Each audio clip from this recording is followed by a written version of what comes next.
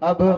میں زحمت سخن دینے جا رہا ہوں ایسے خطیب کو جو ظلمت کدائے دل میں خوف خدا و عشق مصطفیٰ کا چراغ روشن کر دیتے ہیں، جو کروڑوں کے مجمع میں سنجیدگی بخشنے والے ادیب ہیں، تو ایوان باطل میں زلزلہ برپا کر دینے والے بھی شہنشاہ فکر و تدبر، غمخوار قوم و ملت،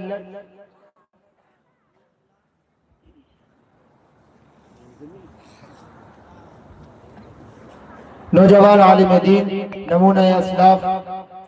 حضرت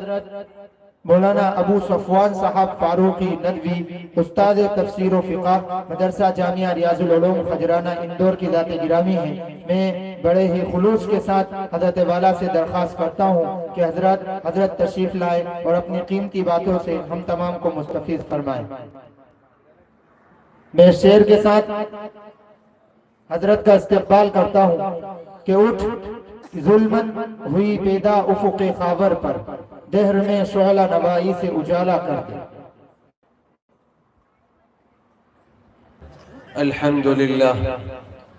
الحمد لله نحمده ونستعينه ونستغفره ونؤمن به ونتوكل عليه ونعوذ بالله من شرور أنفسنا ومن سيئات أعمالنا، من يهده الله فلا مضل له ومن يضلله فلا هادي له، ونشهد أن لا إله إلا الله وحده لا شريك له، ونشهد أن سيدنا ومولانا محمدًا عبده ورسوله، صلى الله تعالى عليه وعلى آله وأصحابه وأزواجه وذرياته وأهل بيته وبارك وسلم تسليما كثيرا كثيرا. أما بعد، فأعوذ بالله من الشيطان الرجيم. بسم الله الرحمن الرحيم. كنتم خير أمة أخرجت للناس تأمرون بالمعروف وتنهون عن المنكر وتؤمنون بالله. وقال النبي صلى الله عليه وسلم: تركت فيكم أمرين لن تضلوا ما تمسكتم بهما من بعدي، كتاب الله وسنتي. صدق الله مولانا العظيم وصدق رسوله النبي الكريم. بزرگان محترم،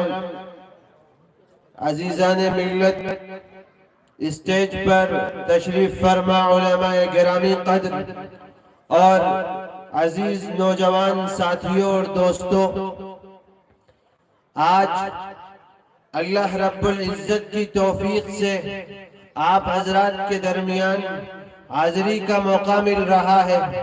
میں اس پر اللہ کا شکر ادا کرتا ہوں۔ میرے بزرگوں، بحیثیت مسلمان کے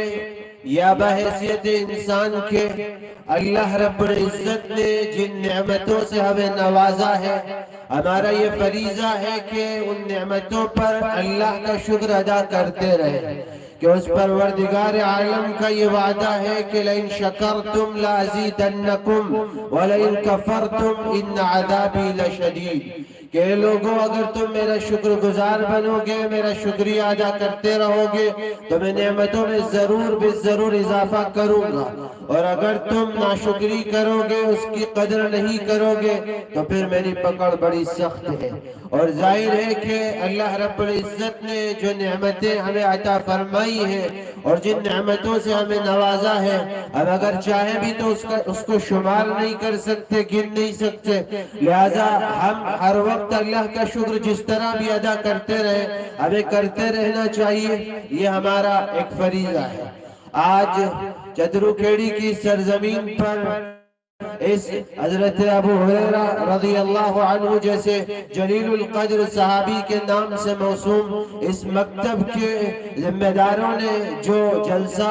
اصلاح معاشرہ اور تعلیمی بیداری مہم کے عنوان سے رکھا ہے،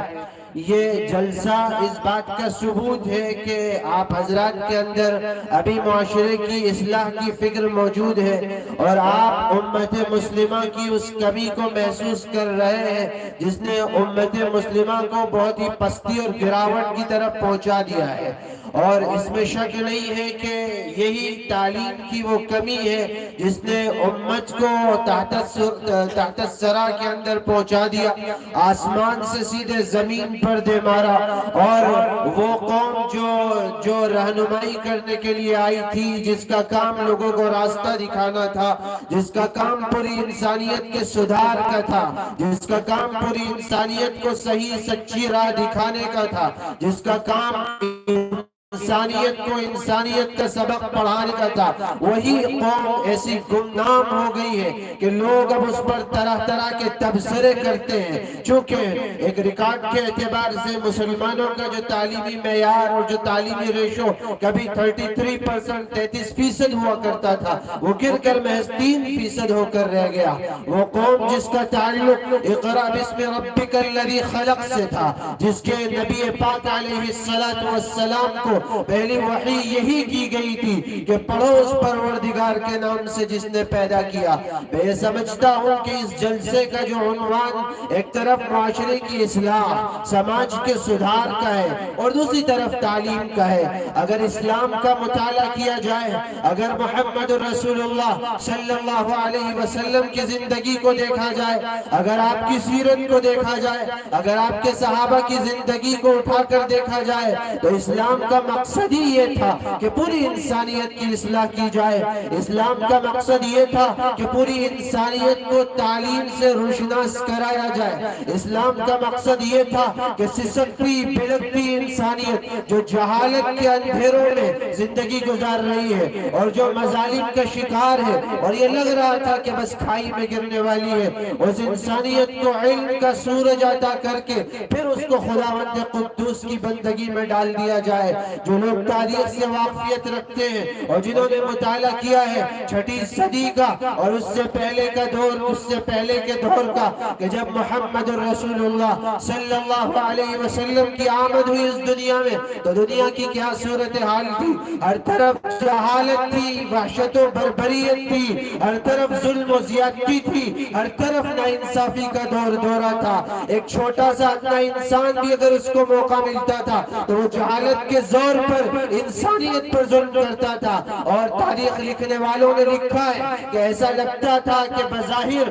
2 پیر والے انسان تو نظر آتے تھے، لیکن وہ انسانیت کی شکل میں ایسے درندے اور بھیڑیے بن جاتے تھے جو اپنے بھائیوں پر مظالم کرتے تھے، اپنی بہن بیٹیوں پر مظالم کرتے تھے، جو انسانیت کے سبق کو نہیں جانتے تھے، جو ہمدردی اور محبت کو نہیں پہچانتے تھے۔ یہ وجہ تھی تعلیم سے دوری کی، یہ وجہ تھی اپنے خالق السماوات والارض سے دور ہو جانے کی، یہ وجہ تھی ایک ایسے عرصے میں کہ جس میں نبوت کا زمانہ دراز ہو چکا تھا۔ حضرت عیسیٰ علیہ السلام کو آسمان پر اٹھائے ہوئے ایک مدت ہو چکی تھی، جب دنیا ایسا لگنے لگا کہ بس اب انسانیت کی بساط لپیٹ دی جائے گی، اور اب لوگوں نے یہ سمجھا کہ دنیا کو اب ختم کر کے رکھ دیا جائے گا، چونکہ دنیا ظلم سے بھر گئی تھی۔ دنیا میں ہر طرف دور دور تک کوئی ایسا انسان پورے خطے اور علاقے میں نہیں تھا جو اپنے خالق کو جانتا ہو، جو اپنے مالک کو جانتا ہو، جو اس بات سے واقف ہو کہ اس کو کیوں پیدا کیا گیا ہے۔ جب یہ کیفیت ہوئی اور ہر طرف اندھیرا چھایا، اور جو اس وقت کی سپریم پاور حکومتیں رومینو پرشین امپائر، یعنی ایک طرف ایران میں آتش پرستوں کی جو حکومت تھی اور ایک دوسری طرف روم میں جو دوسری حکومتیں جس میں اکثریت عیسائیت کی رہی اور پھر دیگر افراد کی رہی، جب انہوں نے اپنے رب کو چھوڑ کر، آسمانی مذہب کو چھوڑ کر مظالم کے راستے کو اختیار کیا، تورات اور انجیل کو تبدیل کر دیا گیا اور یہودیت اور عیسائیت کی شکل کو مسخ کر کے رکھ دیا گیا۔ کیفیت یہ تھی کہ اگر بھیج دیا جاتا ان انبیاء کو جو تورات اور انجیل کے جو حامل تھے اور جو لے کر آئے تھے اور جنہوں نے اپنے دور میں سدا اصلاح کی اور اللہ کی عبادت کی لگائی تھی، تو پھر وہ بھی تجاہل برتتے، وہ بھی یہ کہتے کہ ہم نہیں جانتے کہ یہ کون سی چیز ہے، یہ کس کی بات کر رہے ہیں۔ الغرض یہ کہ اس وقت کے انسانوں نے پوری طرح سے چیزوں کو تبدیل کر دیا تھا۔ ایسے دور میں کہ جب رات کی عیاشی کی محفلیں، رومینو پرشین امپائر کے بڑے بڑے حکمرانوں اور سرداروں کی محفلیں جو منعقد ہوتی تھی رات کی عیاشی کی، تو کئی غلاموں کے جسموں کو آگ لگائی جاتی، اور جہالت کا یہ عالم تھا کہ ان کے جھلستے ہوئے جسموں میں اور جو آگ کبھی ان کی چربی سے بجھ رہی تھی، ایسی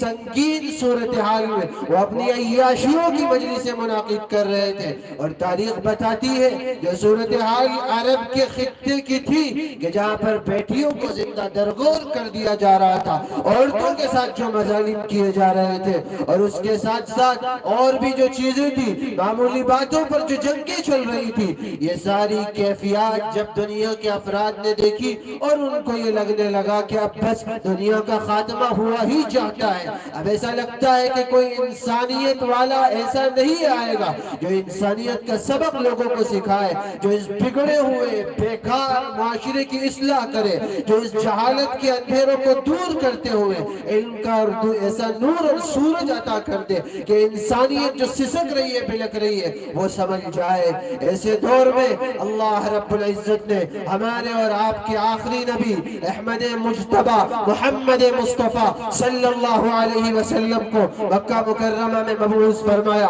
آپ صلی اللہ علیہ وسلم جب مکہ مکرمہ میں تشریف لائے اور آپ صلی اللہ علیہ وسلم پر پہلی وحی جو اللہ رب العزت کی طرف سے غار حراء میں آئی ہے، اور نبی صلی اللہ علیہ وسلم کا جو مزاج تھا، آپ کی جو تربیت تھی، آپ کا جو طریقہ کار تھا، آپ صلی اللہ علیہ وسلم کی جو زندگی تھی کہ پیدائش اس طرح ہوئی کہ حضرت عبداللہ جو آپ کے والد تھے، آپ کی پیدائش سے پہلے ان کو اللہ رب العزت نے اپنے پاس بلا لیا، یتیمی کی حالت میں آپ کی پیدائش ہوئی، اور چھوٹے سے کم عمر میں تقریباً 6 سال کی عمر میں آپ کی والدہ بھی آپ سے فوت ہو گئی، اور اس کے بعد پھر دادا کی گود میں پلتے رہے، ان کی بھی وفات ہوئی، اور اس کے بعد پھر چچا ابو طالب نے تربیت فرمائی، اور اس کے بعد پھر آپ صلی اللہ علیہ وسلم مکہ کے اسی معاشرے میں پلتے و بڑھتے رہے۔ لیکن آپ کا جو مزاج تھا،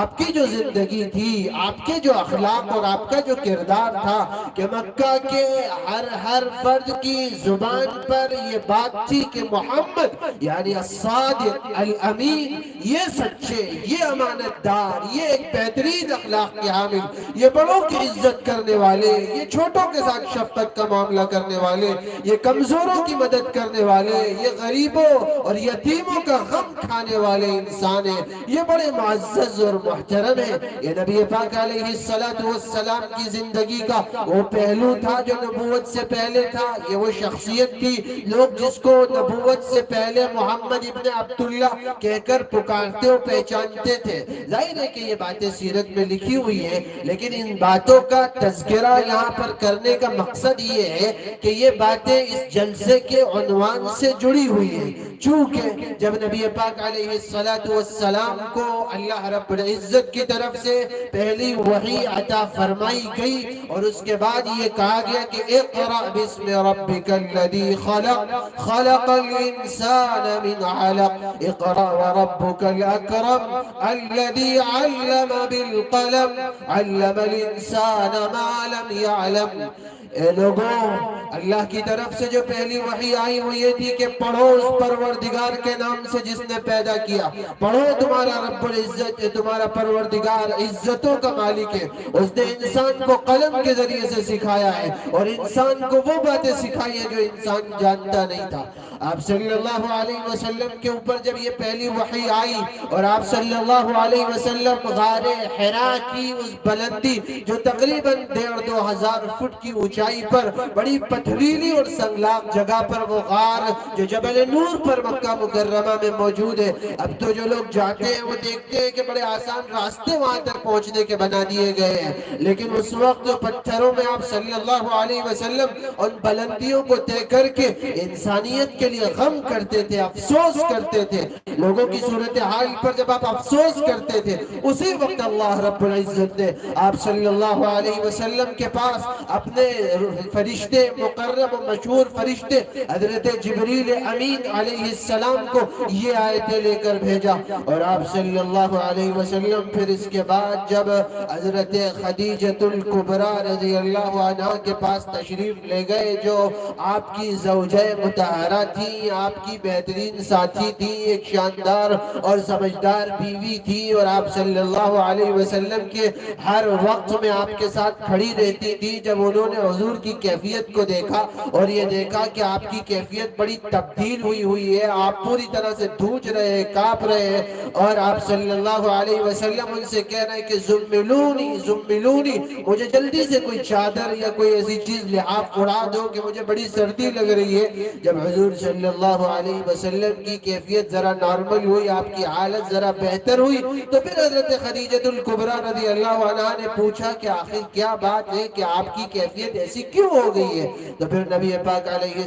السلام نے بتایا کہ میں نے ایک ایسی چیز آج دیکھی ہے جو آج سے پہلے کبھی نہیں دیکھی۔ ایک طرف تو یہ تھا کہ آپ صلی اللہ علیہ وسلم نے حضرت جبریل امین کو دیکھا تھا، ایک اس کیفیت کا اثر تھا، اور دوسرا اثر یہ تھا کہ اللہ کا کلام، اللہ کا قرآن، وحی آپ کے اوپر آئی تھی، اس کا اثر بھی تھا۔ تو حضرت خدیجہ الکبریٰ رضی اللہ تعالی عنہا نے اس وقت جو جملے حضور اکرم صلی اللہ علیہ وسلم سے بیان فرمائے تھے، جو آپ کی نبوت سے پہلے کی 40 سالہ زندگی سے تعلق رکھتے تھے، حضرت خدیجہ الکبریٰ رضی اللہ عنہ نے فرمایا تھا کلا واللہ لا یخزیک اللہ ابدا انک لتصل الرحم وتکسب المعدوم وتحمل الکل، خدا کی قسم اللہ آپ کو ہرگز ضائع نہیں کرے گا، آپ تو غریبوں کے ہمسایہ، غریبوں کی مدد کرنے والے، کمزوروں کا بوجھ اٹھانے والے، غمگزاری کرنے والے، اللہ آپ کو ضائع نہیں کرے گا۔ اے لوگوں، یہ نبی کی پہچان تھی، یہ نبی کا کردار تھا، اور اسی کیفیت اور اسی صورتحال کے بعد پھر آپ صلی اللہ علیہ وسلم نے پوری انسانیت کے، سماج کے سدھار کی، اصلاح کا پیغام بلند کیا، اور آپ صلی اللہ علیہ وسلم نے پوری انسانی معاشرے کی اصلاح کی ایک مہم چلائی مکہ مکرمہ سے۔ 3 سال کا عرصہ گزرا کہ 3 سال تک خفیہ طور پر آپ دعوت دیتے رہے، لیکن 3 سال کے بعد آپ صلی اللہ علیہ وسلم نے صفا پہاڑی پر چڑھ کر اس کی بلندی سے اللہ کی طرف دعوت دی، اور لوگوں سے یہ کہا تھا ایھا الناس قولوا لا الہ الا اللہ تفلحوا، اے لوگوں لا الہ الا اللہ پڑھ لو کامیاب ہو جاؤ گے، ایک اللہ کی عبادت کرو، اس کی بندگی کرو جس نے تمہیں صرف اس مقصد کے لیے پیدا کیا ہے کہ تم اس خالق السماوات والارض کی بندگی کرو۔ اگر تم اس کی بندگی کرو گے تو نبی نے فرمایا تھا کہ کلمۃ تقولونها تملکون بها العرب والعجم، اے لوگوں اگر تم ایک کلمہ کہہ لو گے، ایک کلمہ لا الہ الا اللہ پڑھ لو گے، تم عرب و عجم کے مالک بن جاؤ گے، ساری دنیا، ساری مخلوقات تمہارے قدموں تلے آ جائے گی، لیکن تمہیں جھکنا پڑے گا اس خالق السماوات والارض کے سامنے، تمہیں اپنی پیشانی، اپنا سر، اپنا وجود اس کے حوالے کرنا پڑے گا۔ یہ سب سے پہلی وہ صدا تھی جو رسول اللہ صلی اللہ علیہ وسلم نے انسانی سماج کے سدھار کے لیے لگائی تھی۔ اے لوگوں، اس دور میں جب انسانیت سے واقف نہیں تھی، جب لوگ جانتے نہیں تھے ہمدردی اور محبت کو، محمد الرسول اللہ صلی اللہ علیہ وسلم نے یہ صدا لگائی، اور اس کے بعد پھر جو ہنگامہ مکہ مکرمہ میں برپا ہوا، عرب کی سرزمین پر برپا ہوا، ایک طرف تو یہ صورتحال تھی کہ لوگ جھوک در جھوک اسلام میں داخل ہو رہے تھے، اور دھیرے دھیرے شروعات ہوئی کہ حضرت خدیجہ الکبریٰ، اور اس کے بعد پھر ورقہ ابن نوفل، اور پھر حضرت علی ابن ابی طالب، اور اس کے بعد خباب ابن الارد، زید ابن حارثہ، اور اس کے بعد پھر حضرت ابو بکر صدیق، اور آگے چلتے چلتے پھر حضرت عبد الرحمن ابن عوف، اور حضرت عمر ابن خطاب رضوان اللہ علیہ مجمعین، صحابہ کا سلسلہ دراز ہوتا گیا۔ اور دوسری طرف کیفیت یہ تھی کہ مکہ کے لیڈران، مکہ کے سردار، مکہ کے وہ سرآوردہ لوگ جن کے ہاتھ میں مکہ کی حکومت کی بات دور تھی، آپ کی مخالفت کر رہے تھے۔ ابو جہل آپ کی مخالفت کر رہا تھا، ابو لہب آپ کی مخالفت کر رہا تھا، عتبہ اور شیبہ اس میں لگے ہوئے تھے، اور بھی افراد تھے جو نبی پاک علیہ السلام کو اور آپ کے صحابہ کو اس اصلاحی مشن سے روک رہے تھے کہ انسانیت کی اصلاح نہ ہو، اور اصل میں وہ بات کو سمجھ نہیں رہے تھے۔ وہ یہ سمجھتے تھے کہ ہماری چودراہٹ ختم ہو جائے گی، ہماری سرداری ختم ہو جائے گی، اس لیے ان کی یہ کیفیت تھی۔ لیکن پھر دھیرے دھیرے بات آگے تک پہنچتی گئی، اسلام کا دائرہ وسیع ہوتا گیا، دوسری طرف پریشانیاں بھی بڑھتی چلی گئی، مصیبتیں بھی بڑھتی چلی گئی۔ حضرت بلال رضی اللہ عنہ کے ساتھ جو معاملہ کیا گیا، حضرت خباب کے ساتھ جو معاملہ کیا گیا، اور بھی جو معاملات حضرت سمیہ اور حضرت یاسر کے ساتھ کیے جاتے رہے، جتنے بھی افراد کے ساتھ یہ تمام معاملات ہوتے رہے، ایسی صورتحال میں بھی وہ انسانیت کے، سماج کے سدھار کا جو مشن لے کر چلے گئے اس کو انجام دیتے رہے۔ نبی پاک علیہ السلام جب طائف گئے، آپ نے سنا ہے واقعہ کہ آپ کو لہو لہان کر دیا گیا اور مار مار کر پتھروں سے آپ کو بے ہوش کر دیا گیا، اور جو کیفیت اس وقت نبی کی ہوئی، اور اس کے بعد پھر اللہ رب العزت کی طرف سے جو معراج کا ایک واقعہ پیش آیا اور آپ کو معراج کرائی گئی، اور اس کے بعد پھر ہجرت کر کے آپ مدینہ منورہ تشریف لے گئے۔ تو گویا نبی پاک علیہ السلام کی پوری زندگی کو اٹھا کر دیکھیے، مکی دور ہو، 13 سال کی مکی زندگی نبوت کے بعد کی ہو، یا 10 سال پھر مدینے کی زندگی کے ہو، آپ صلی اللہ علیہ وسلم اسی عنوان کے تحت کام کرتے رہے، اور آپ کو عالمی نظام، انٹرنیشنل پروگرام دے کر پوری دنیا کی اصلاح کے لیے، پوری انسانیت کی اصلاح کے لیے بھیجا گیا تھا۔ لہذا نبی کی زبانی کہلوایا گیا، قُلْ يَا أَيُّهَا النَّاسِ إِنِّي رَسُولُ اللَّهِ إِلَيْكُمْ جَمِيعًا۔ اے نبی آپ کہہ دیجئے کہ اے لوگوں، میں تم سب کی طرف نبی بنا کر بھیجا گیا ہوں، میں صرف مکے والوں کا، قریش کا، عرب کا نبی نہیں ہوں، میں صرف ان لوگوں کا نبی نہیں ہوں جو اپنے آپ کو مسلمان کہہ رہے ہیں، میں پوری دنیا کے لیے، پوری انسانیت کے لیے، قیامت تک آنے والے افراد کے لیے نبی بنا کر بھیجا گیا ہوں۔ لہٰذا یہ جو محبت کا جو پیغام ہے، جو ہمدردی کا پیغام ہے،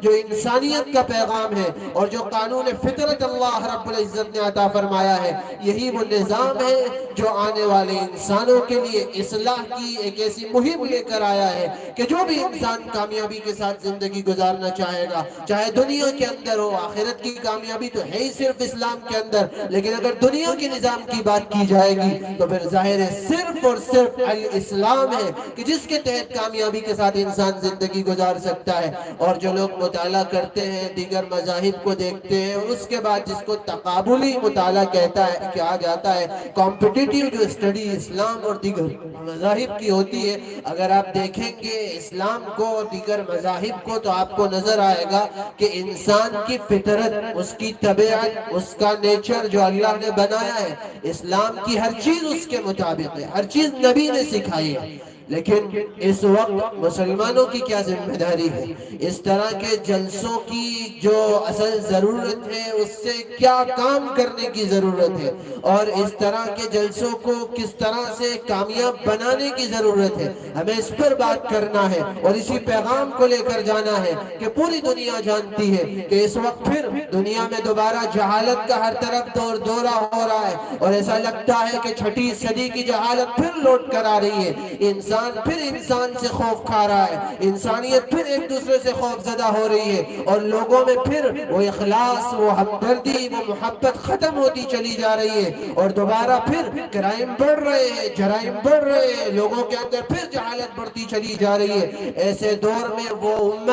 امت جس کو قرآن مجید مخاطب کر کے کہہ رہا ہے، شروع میں نے آیت تلاوت کی تھی، کنتم خیر امت اخرجت للناس تأمرون بالمعروف وتنہون عن المنکر وتؤمنون باللہ۔ انسانیت چیخ رہی ہے، انسانیت پکار رہی ہے، دنیا کے افراد ڈھونڈ رہے ہیں کہ کہاں گئے وہ محمد الرسول اللہ کے نمائندہ، کہاں گئے وہ نبی پاک علیہ السلام پر مرنے والے، کہاں گئے وہ لا الہ الا اللہ محمد الرسول اللہ پڑھنے والے، کہاں گئے وہ افراد جو محمد الرسول اللہ صلی اللہ علیہ وسلم کے پیغام کو لے کر آگے بڑھتے تھے، کہاں گئے وہ افراد جو نبی کی سنتوں کی تعلیم دے رہے تھے، کہاں گئے وہ نوجوان جو مصعب بن عمیر رضی اللہ عنہ کو اپنا آئیڈیل مانتے ہیں، کہاں گئے وہ افراد جو حضرات حسنین کا نام لیتے ہیں۔ اے لوگوں، صرف نام لینے سے کام نہیں چلے گا، صرف جلسوں میں بیٹھ کر تقریر سننے سے کام نہیں چلے گا، ضرورت اس بات کی ہے کہ نبی کے اس مشن کو لے کر اٹھو، اور یہ جو اصلاح معاشرہ کے عنوان سے جو جلسہ ہم نے کیا ہے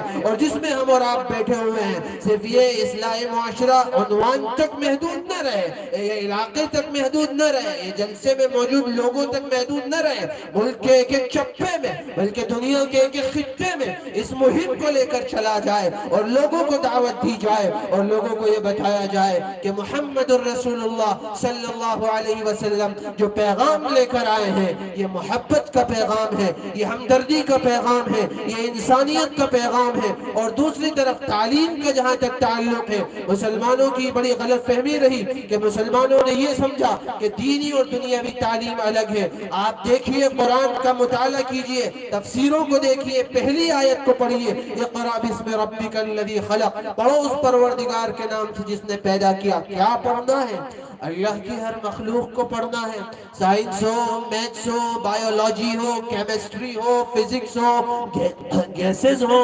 باٹنی ہو، دنیا کا جو بھی مضمون ہے اس کا تعلق صرف اور صرف قرآن سے ہے، وہ سب اللہ کی مخلوق ہے۔ ہر تعلیم کو انسان حاصل کرے لیکن بس یہ یاد رہے کہ بِاسْمِ رَبِّک، اپنے پروردگار کے نام سے تعلیم حاصل کرے۔ جب یہ کیفیت ہمارے اندر پیدا ہوگی، جب یہ فکر ہمارے اندر پیدا ہوگی، جب یہ بیداری ہمارے اندر پیدا ہوگی کہ ایک طرف ہم نبی پاک علیہ السلام کی سنتوں کو اختیار کریں گے اور دوسری طرف اللہ رب العزت کا نام لے کر تعلیم حاصل کریں گے اور اس کی طرف اقدام کریں گے، قرآن کا جب ہم مطالعہ کریں گے، نبی کی سیرت کا مطالعہ کریں گے، سنتوں کو پڑھیں گے اور سنتوں کو اختیار کر کے لوگوں کو اس کی دعوت دیں گے، جب لوگوں کے سامنے دعوت کے طریقہ کار جو ہے ہمارے لیے اختیار کرنے کے، اس کو اختیار کرتے ہوئے نبی کے اخلاق کو پیش کریں گے، نبی کی عادتوں کو پیش کریں گے، نبی کی سنتوں کو پیش کریں گے، تو پھر ملک کے نہیں دنیا کے حالات تبدیل ہوں گے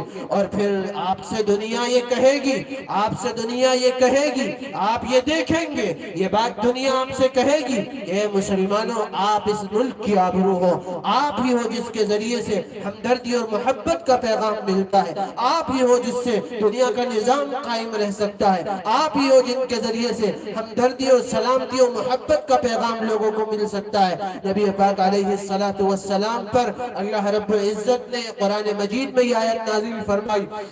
وَلَوْ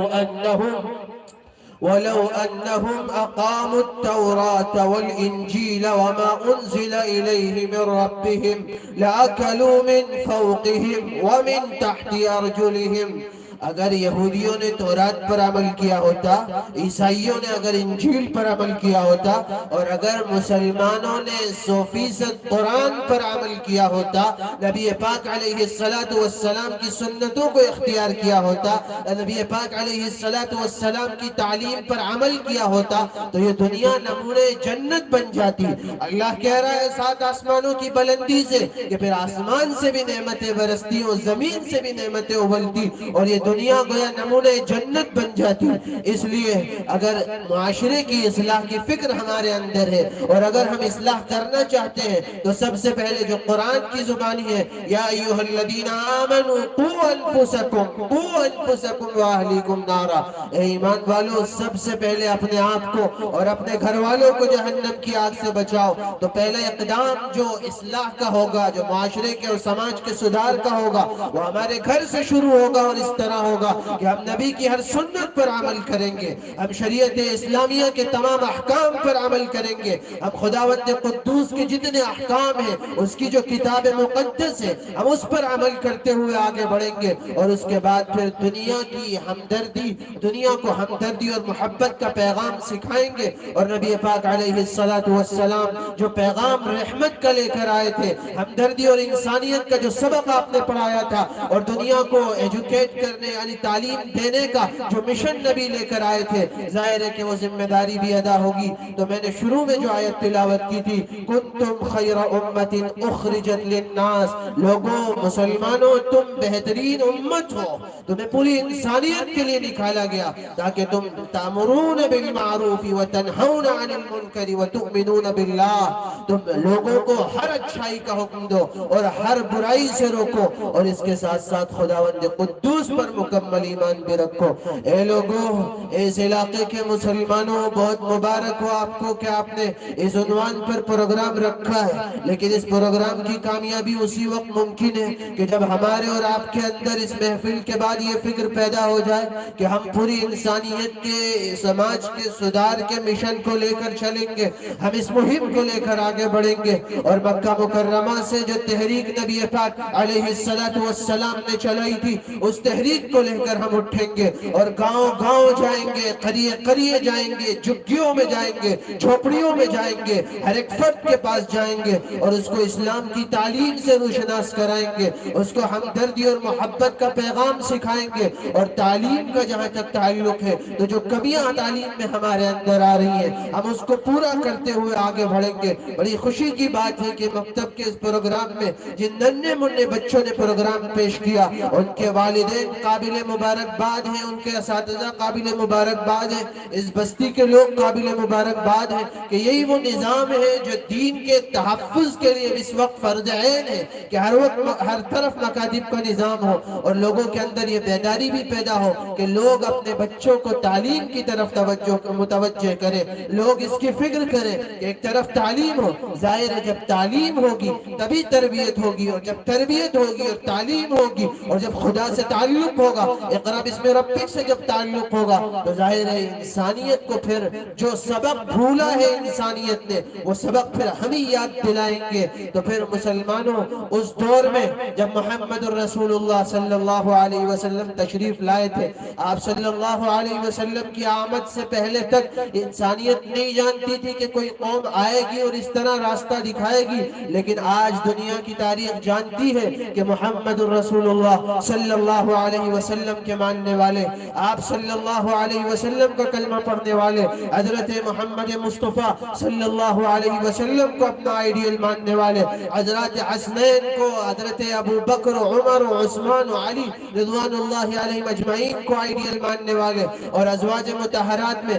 ہماری خواتین بے مائے بہنیں موجود ہیں، حضرت خدیجہ، حضرت فاطمہ، حضرت عائشہ اور حضرت ام کلثوم اور ام سلمہ رضوان اللہ علیہن کو آئیڈیل ماننے والے اور ماننے والیاں کہاں گئے وہ افراد جو ماضی میں موجود تھے، جنہوں نے انسانیت کو ہر وقت سنبھالا، جب ضرورت پڑی انہوں نے اصلاح کا، سدھار کا درس دیا، سماج کو سدھارا، ملک کو آزادی کی ضرورت پڑی تو وہ افراد کھڑے ہو گئے اور انہوں نے انسانیت کے درد کو اپنے دل میں محسوس کرتے ہوئے لوگوں کو سماج کے سدھار کی طرف دعوت دی اور لوگوں کو تعلیم کی طرف بھی دعوت دی، لوگوں کو اپنے رب سے جوڑا۔ کہاں گئے وہ افراد؟ دنیا جانتی ہے کہ وہ قوم مسلمان تھی جو غفلت کی نیند سو گئی ہے۔ اے مسلمانوں، ضرورت بیداری کی ہے، ضرورت دوبارہ اٹھ کھڑے ہو جانے کی ہے، ضرورت دوبارہ اس مشن کو لے کر چلنے کی ہے، ضرورت دوبارہ دعوت کا شعلہ بن جانے کی ہے، ضرورت دوبارہ محمد الرسول اللہ صلی اللہ علیہ وسلم کے نظام کو قائم کر دینے کی ہے۔ اور یہ بات یاد رکھیے کہ آپ دنیا کے کسی میدان میں ہو، کسی محکمے میں ہو، کسی ملک میں ہو، کسی ڈپارٹمنٹ سے آپ کا تعلق ہو، آپ اگر مدرسے کے استاد ہیں تو ایک داعی ہے، آپ اگر مسجد میں نماز پڑھنے والے متولی ہیں تو آپ ایک داعی ہیں، آپ کھیت میں کام کرنے والے ہیں تو آپ ایک داعی ہیں، آپ کسی کے نوکری کرنے والے، کوئی بزنس کرنے والے، کوئی کام کرنے والے، لیکن آپ یہ مت بھولیے گا کہ آپ اسلام کے ترجمان ہیں، آپ نبی پاک علیہ السلام کے نمائندہ ہیں، آپ کو ایک ذمہ داری دعوت کی سونپی گئی ہے۔ اور اب میں آپ کو بتاؤں کہ نبی پاک علیہ السلام کی جو 40 سالہ نبوت سے پہلے کی جو زندگی تھی اس کا جو تذکرہ میں نے کیا تھا کہ جب مکہ کے لوگوں نے 40 سال تک نبی کی زندگی کو دیکھا، نبی کے کردار کو دیکھا، نبی کے کام کرنے کے طریقے کو دیکھا کہ کس طرح وہ مخلص تھے انسانیت کے لیے، جب وہ کیفیت انہوں نے دیکھی اس کے بعد پھر نبی کی دعوت کو قبول کیا ہے۔ اے لوگوں، پہلے کردار بنانے پڑیں گے، پہلے اصلاح اپنے اندر کرنی پڑے گی، اپنی شخصیت کو بنانا پڑے گا، اپنے آپ کو شریعت کے ساتھ سانچے میں ڈھالنا پڑے گا۔ یا ایھا الذین آمنوا ادخلوا فی السلم کافۃ ولا تتبعوا خطوات الشیطان انہ لکم عدو مبین۔ اے لوگو اسلام میں پوری طرح داخل ہو جاؤ، کہ پوری طرح اسلام میں داخل ہونا پڑے گا۔ نبی پاک علیہ السلام کی ایک ایک سنت کو اختیار کرنا پڑے گا، قرآن پر پوری طرح عمل کرنا پڑے گا۔ صرف مسلمان نام لے کر چیخ و پکار کرنے سے اور مسلمان نام کے نغمے گانے اور نعرے لگانے سے کام نہیں چلے گا۔ عملی طور پر مسلمان، پریکٹیکلی مسلمان، زندگی میں نظر آنے والا مسلمان کہ اخلاق و کردار کے اعتبار سے ہو، معاملات کے اعتبار سے ہو، عادتوں کے اعتبار سے ہو، تعلقات نبھانے کے اعتبار سے ہو، زندگی کے ہر معاملے کے اعتبار سے جب مسلمان نظر آئے گا کہ یہ مسلمان ہے۔ ابھی آپ نے سنا کہ بچیوں نے جو تقریریں کی فیشن کے خلاف، میں آپ سے ایک بات صاف طور پر کہہ دینا چاہتا ہوں، قرآن مجید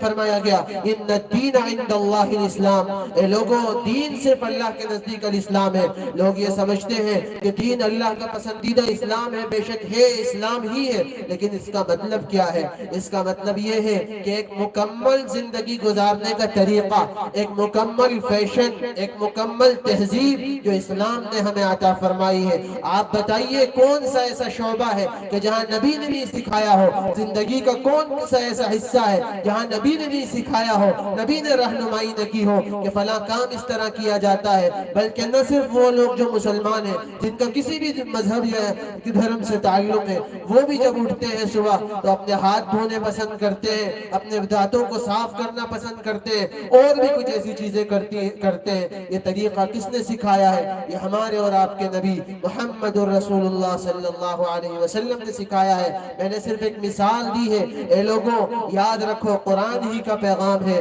وَمَن يَبْتَغِ غَيْرَ الْإِسْلَامِ دِينًا فَلَن يُقْبَلَ مِنْهُ وَهُوَ فِي الْآخِرَةِ مِنَ الْخَاسِرِينَ۔ اے مسلمانوں، تم نے جو اپنے نبی کے راستے کو بھولایا ہے، اپنے نبی کی سنتوں کو چھوڑا ہے، اللہ کے رسول صلی اللہ علیہ وسلم کی تعلیمات کو چھوڑا ہے، یاد رکھو جو کوئی اس کو اختیار کرے گا، جو کوئی اس کے پیچھے بھاگے گا، مائیں بہنیں سن لیں، سارے مسلمان سن لیں، جو کوئی اس کے پیچھے بھاگے گا فَلَن يُقْبَلَ مِنْ، ہرگز قبول نہیں کیا جائے گا۔ ہو سکتا ہے چند ٹکوں کی تمہیں دنیا میں عزت دکھ جائے، چمک دمک، لیکن آخرت میں رسوائی ہوگی، بلکہ خداوند قدوس ایسے افراد کو دنیا میں بھی رسوا کرے گا، چونکہ یہ قرآن مجید میں اس نے ارشاد فرمایا ہے۔ اور آخرت کا جو خسارہ اور نقصان ہوگا وہ تو پھر الگ ہی ہے، اللہ اس سے ہماری حفاظت فرمائے۔ تو اس لیے اے لوگوں، ضرورت اس بات کی ہے کہ سب سے پہلے میں پھر آپ سے یہی کہوں گا کہ نبی پاک علیہ السلام کی سیرت کا مطالعہ کریے، ان کی زندگی کو دیکھیے، صحابہ اکرام کی زندگی کو پڑھیے، اور صحابیات کی زندگیوں کو مائیں بہنیں دیکھیں، اس کا مطالعہ کریں، اور اپنے کردار کو اس طرح بنائیں کہ نبی پاک علیہ السلام نے جس طرح 40 سالہ زندگی گزاری اور اس کے بعد جو دعوت لوگوں کے درمیان پیش کی، اس کا جو اثر ہوا، اور پھر آپ نے جو مہم اصلاح کی چلائی ہے، ہمیں بھی وہی کام کرنے کی ضرورت ہے۔ ہمارا ملک اس کا محتاج ہے، ہمارا علاقہ اس کا محتاج ہے، یہاں بسنے والے انسان بھی ہمدردی اور محبت کا پیغام چاہتے ہیں، وہ بھی سلامتی چاہتے ہیں، لیکن وہ قوم جو اس کی عالم بردار ہے وہ ابھی غفلت کا شکار ہے، وہ بیمار ہو چکا ہے معاشرہ، جو خود سماج سدھار کا کام کرے گا۔ اس لیے اے مسلمانوں، آج کے اس جلسے کا پیغام یہی ہے کہ پہلے اپنی اصلاح کی جائے، اپنے کردار بنائے جائیں، محمد الرسول اللہ صلی اللہ علیہ وسلم سے تعلق کو مضبوط کیا جائے، عملی طور پر اس سے رشتہ جوڑا جائے۔ اور جو بات میں نے حدیث نبی پاک علیہ السلام کی پڑھی تھی شروع میں، نبی نے فرمایا تھا کہ 2 چیزیں تمہارے درمیان چھوڑ کر جا رہا ہوں، اللہ کی کتاب ہے اور میری سنت ہے، اگر تم اس کو مضبوطی سے تھام لوگے تو کبھی گمراہ نہیں ہوگے۔ اے لوگو، یہی پیغام ہے ہمارے پاس، اور یہ یاد رکھیے گا، پھر بات دہرا رہا ہوں، دنیا کے کسی میدان میں آپ چلے جائیں، لیکن یاد رکھیے گا آپ خالق السماوات والارض کے بندے ہیں، اور اس نے فرمایا ہے وَمَا خَلَقْتُ الْجِنَّ وَالْإِنسَ إِلَّا لِيَعْبُدُونَ، ہم نے جنات اور انسانوں کو پیدا ہی صرف اس لیے کیا ہے کہ وہ ہماری بندگی کرے، یعنی ہر حال میں اللہ کا نام لے، شریعت کے پاسدار اور علمبردار رہے۔ پھر آپ جو بھی تعلیم حاصل کرے اس کا تعلق اقرأ بسم ربک الذی خلق سے ہو۔ کل ایک اسکول کے پروگرام میں ہم نے یہی باتیں عرض کی، آخری سال کے بچوں نے دعوت دی کہ ہمیں کچھ باتیں بتائی جائیں۔ ہم نے ان سے بھی یہی کہا کہ جس ڈپارٹمنٹ میں آپ جا رہے ہو، آپ کا تعلق سائنس کے شعبے سے ہو، میتھمیٹکس سے ہو، یا پھر ڈاکٹریٹ میں آپ جا رہے ہو، کسی فیلڈ میں آپ جا رہے ہو، لیکن آپ یہ مت بھولیے گا کہ یہ تمام علوم قرآن سے نکلے ہیں، قرآن ان کا سرچشمہ اور منبع ہے۔ ایسے ہی میں آپ کے سامنے بھی اللہ کی توفیق سے یہی بات کہتا ہوں کہ ہم جس بھی کام میں ہو، جو بھی کام کر رہے ہو، صرف یہ نہ ہو کہ مدرسے کے ذمہ دار ہیں یا مسجدوں کے ذمہ دار ہیں یا کسی جمعیت و جماعت سے تعلق ہے تو ہی دعوت کا کام کریں گے۔ نہیں، اگر آپ لا الہ الا اللہ پڑھنے والے ہیں، اگر آپ محمد الرسول اللہ کہنے والے ہیں، تو پھر آپ محمد الرسول اللہ صلی اللہ علیہ وسلم کے ترجمان ہیں، آپ ان کے نمائندہ ہیں، آپ اسلام کے داعی ہیں، اور پوری دنیا جب آپ کو دیکھتی ہے تو وہ آپ کو میرے اور آپ کے نام سے نہیں پہچانتی، وہ تو یہ جانتی ہے کہ یہ مسلمان ہے، یہ محمد صلی اللہ علیہ وسلم کا ماننے والا ہے۔ اب ذمہ داری ملک کی آپ کے کاندھوں پر، دنیا کی آپ کے کاندھوں پر، حالات کو سدھارنے کی ذمہ داری آپ کے کاندھوں پر، انسانی سماج کو سدھارنے کی ذمہ داری آپ کے کاندھوں پر، اور لوگوں کو تعلیم کی طرف متوجہ کرنے اور صحیح تعلیم اور اخلاقیات سکھانے کی ذمہ داری بھی آپ کے اور ہمارے کاندھوں پر ہے۔ بس ہمیں سمجھنا ہے ذمہ داری کو، اور جب ہم ذمہ داری کو سمجھیں گے، اپنے آپ کو تبدیل کریں گے، تو خود بخود حالات تبدیل ہوں گے، اور دنیا آپ کی اہمیت کو پہچانتے ہوئے آپ کو ہاتھوں ہاتھ لے گی۔ دوبارہ پھر امن و سلامتی قائم ہوگی، ہر طرف پھر وحشت و بربریت کا خاتمہ ہوگا، اور عدل و انصاف کا نظام قائم ہوگا۔ اللہ کرے کہ یہ پیغام لوگوں تک پہنچے، اور اللہ رب العزت ہمیں خاص طور پر ان باتوں کو سمجھنے اور اس پر عمل کرنے کی توفیق عطا فرمائے۔ یاد رکھ لیجئے گا، بس یہی بات کہہ کر میں بات ختم کروں گا کہ اگر یہ پیغام ہم نے سمجھ لیا، اور اس جلسے کے عنوان اور اس کی فکر کو اگر ہم یہاں سے لے کر کے گئے، یہ تبصرے صرف نہ ہو کہ تقریریں ہوئی، بچوں کے پروگرام ہوئے، بہت اچھے تھے، نہیں، آپ نے کیا پیغام لیا اور آپ کیا لے کر گئے، آپ کے اندر تبدیلی کی کتنی تڑپ پیدا ہوئی، اپنے آپ کو سدھارنے کی اور اپنے سماج کو تبدیل کرنے کی کتنی فکر پیدا ہوئی، یہ جلسے کی کامیابی اور یہی جلسے کی مقبولیت کی علامت ہوگی۔ اللہ کرے کہ یہ پیغام ایک ایک دل تک پہنچے، ایک ایک دماغ تک پہنچے، اور پھر آپ کے ذریعے سے پورے ملک تک بلکہ پوری دنیا کے مختلف خطوں تک یہ پیغام پہنچے، اور اللہ رب العزت ہمیں خود کے سدھار کی اور خود کی اصلاح کی فکر کرنے کی توفیق عطا فرمائے۔ آمین، وآخر دعوانا الحمدللہ رب العالمین۔ جزاکم اللہ خیر و احسن الجزا، بہت ہی قیمتی نصیحتیں فرمائی حضرت والا نے۔ اب آخر میں دعا سے قبل قاری سمیع اللہ صاحب سے میں درخواست کروں گا کہ قاری صاحب ہمارے مہمان مکرم مولانا ابو صفوان صاحب کا اور مولانا زکریا صاحب بھی کھڑے ہو جائیں، دونوں حضرات ہمارے مہمان مکرم کا استقبال، شال اڑا کر کے استقبال فرمائیں، اس کے بعد میں دعا ہوگی، اس کے بعد ہی جائیں انشاءاللہ۔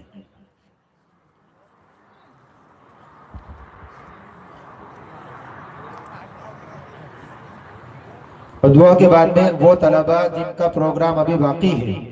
وہ طلبہ بیٹھے رہیں گے، اور دعا کے بعد میں انشاءاللہ ان کا مختصر سا 2-3 بچے باقی ہیں جن کا پروگرام ہونا ہے، وہ اور بستی کے جو حضرات ہیں یہیں کے ہیں، ہماری اپنی ہی بستی کے اور اپنے ہی بچے ہیں، تو ان کے پروگرام کو سن کر ہی واپس جائیں۔ ماشاءاللہ آپ نے بہت ہی محنت کی ہے اس جلسے کو سنوارنے میں، اس جلسے کو۔ بسم الله الرحمن الرحيم. اللهم أنت السلام ومنك السلام، تباركت ربنا وتعاليت يا ذا الجلال والإكرام. ربنا ظلمنا أنفسنا وإن لم تغفر لنا وترحمنا لنكون الخاسرين. ربنا لا تزغ قلوبنا بعد إذ هديتنا وهب لنا من لدنك رحمة إنك أنت الوهاب. اللهم إنا نسألك إيمانا كاملا ويقينا صادقا وقلبا خاشعا ولسانا ذاكرا وعملا متقبلا ورزقا حلالا طيبا ورزقا واسعا وشفاء من كل داء وتوبة نصوح قبل الموت وراحة عند الموت ومغفرة ورحمة بعد الموت والفوز بالجنة والنجاة من النار. يا أرحم الراحمين، يا أكرم الأكرمين، يا غياث المستغيثين، يا كنز الفقراء، يا عيش السعداء، يا عظيم الرجاء، يا عظيم الرجاء، يا عظيم الرجاء. یا اللہ ہمارے گناہوں کو معاف فرما، اے اللہ ہماری خطاؤں کو درگزر فرما، اے اللہ ہماری سیئات کو کوتاہیوں کو حسنات سے مبدل فرما، اے اللہ ہمارے لیے خیر کے اور عافیت کے فیصلے فرما، اے اللہ ہمارے یہاں جمع ہونے کو قبول فرما، اے اللہ یہاں پر اتنے سارے لوگ آپ کے دین کے نام پر جمع ہوئے ہیں، اے اللہ اس جمع ہونے کو قبول فرما، اے اللہ اس رات کے جمع ہونے کو قبول فرما، اے اللہ اس بستی کو، اس علاقے کو دین کی خدمت کے لیے قبول فرما، اے اللہ یہاں کے باشندوں کو قبول فرما، اے اللہ اس مکتب کو خوب ترقیات عطا فرما، اے اللہ یہاں کے استاذ کو اے اللہ ترقیات عطا فرما، یہاں کے بچوں کو اے اللہ دین کا داعی بنا، اے اللہ ان کو دین کی خدمت کے لیے قبول فرما، اے اللہ امت مسلمہ پر رحم و کرم کے معاملات فرما، اے اللہ امت کو اے اللہ بیداری امت میں پیدا فرما، اے اللہ شریعت پر عمل کرنے والا بنا، اے اللہ نبی پاک علیہ السلام کی سنتوں پر عمل کرنے والا بنا، اے اللہ قرآن کے مطابق زندگی گزارنے کی توفیق عطا فرما، اے اللہ آپ کے نبی کی سچی محبت ہمارے دل میں پیدا فرما، اے اللہ ہمیں اپنی رحمت کے سائے میں جگہ عطا فرما، اے اللہ ہمیں اپنے در سے دور نہ فرما، اے اللہ ہمیں اپنے در سے دور نہ فرما، اے اللہ جہاں کہیں لوگوں پر مظالم کیے جا رہے ہیں اے اللہ ظالموں کو ناکام فرما، اے اللہ مظلوموں کی مدد فرما، اے اللہ ظالموں کو اپنے انجام تک پہنچا، اے اللہ ہم صرف آپ کے در کے امیدوار ہیں، اے اللہ کہیں اور ہمارا لیے ٹھکانہ نہیں ہے، اے اللہ ہر جگہ سے دھتکارے ہوئے ہیں، اے اللہ صرف آپ کی رحمت سے امید رکھتے ہیں، اے اللہ ہمارے پاس کوئی ایسا عمل نہیں ہے جو آپ کی بارگاہ میں پیش کر دے، اے اللہ صرف آپ کی رحمت سے امید رکھتے ہیں، اے اللہ ہمیں اپنی رحمت کے سائے میں جگہ عطا فرما، اے اللہ اپنے در سے دور نہ فرما، اے اللہ بے شک ہم گناہگار و خطاکار ہیں، اے اللہ خوب گناہ کرنے والے ہیں، لیکن اے اللہ آپ کے بندے ہیں اور آپ کی مغفرت اے اللہ ہمارے گناہوں سے زیادہ وسیع ہے، اے اللہ ہم اس رات میں اے اللہ ہم سب آپ کے سامنے ہاتھ اٹھا کر اپنے گناہوں کا اعتراف کرتے ہیں، اے اللہ ہم اپنے گناہوں سے توبہ کرتے ہیں، اے اللہ ہماری توبہ کو قبول فرما، اے اللہ ہم سب کو معاف فرما، اے اللہ ہماری مغفرت فرما، اے اللہ جو لوگ پریشان حال ہیں ان کے لیے آسانیوں کے فیصلے فرما، اے اللہ جو لوگ بیمار ہیں ان کو شفاء کاملہ عاجلہ عطا فرما، اے اللہ جو لوگ اس دنیا سے گزر چکے ہیں اے اللہ ان کی مغفرت فرما، اے اللہ مسجد اقصی کی حفاظت فرما، مسجد اقصی کو آزاد فرما، اے اللہ حرمین شریفین کی حفاظت فرما، اے اللہ ہر ایک دینی مدرسے کی حفاظت فرما، مکاتب کی حفاظت فرما، تمام مدارس کی حفاظت فرما، اے اللہ ہر ایک مسجد کی حفاظت فرما، اے اللہ خانقاہوں کی حفاظت فرما، اے اللہ ملی تنظیموں کی شخصیتوں کی حفاظت فرما، اے اللہ آخرت کی منزلیں ہمارے لیے آسان فرما، اے اللہ موت کی تیاری کرنے کی توفیق عطا فرما، اے اللہ اسلام کے مطابق زندگی گزارنے کی توفیق عطا فرما، اے اللہ ایمان والی موت نصیب فرما، اے اللہ قبر کے عذاب سے ہماری حفاظت فرما، قبر کے اندھیروں سے ہماری حفاظت فرما، اے اللہ حساب و کتاب میں ہمارے لیے آسانیاں فرما، آخرت کی تمام منزلیں ہمارے لیے آسان فرما، اے اللہ ایک بار پھر ہم آپ کی بارگاہ میں ہاتھ اٹھا کر اے اللہ یہ عرض و درخواست کرتے ہیں کہ اے اللہ یہاں صرف تیرے نام پر جمع ہوئے ہیں، اے اللہ آپ کے اور آپ کے نبی کا تذکرہ ہوا ہے، اے اللہ ننھے منھے بچوں نے اپنی ٹوٹی پھوٹی زبان میں آپ کا کلام اور آپ کے نبی کی باتیں پیش کی ہیں، اے اللہ ان سب کی توفیل میں ہمارے یہاں آنے کو قبول فرما، ہمارے جمع ہونے کو قبول فرما، اے اللہ ہماری دعاؤں کو محض اپنے فضل و کرم سے نبی پاک صلی اللہ علیہ وسلم کے صدقہ توفیل میں قبول فرما اللہم صلی علی سیدنا مولانا محمد النبی الأمی وعلى آلہ وبارک وسلم ربنا تقبل منا انك انت السمیع العلیم وتب علینا انك انت التواب الرحیم وصلی اللہ تعالی علی خیر خلقه محمد وعلى آلہ واصحابہ اجمعین برحمتک یا ارحم الراحمین.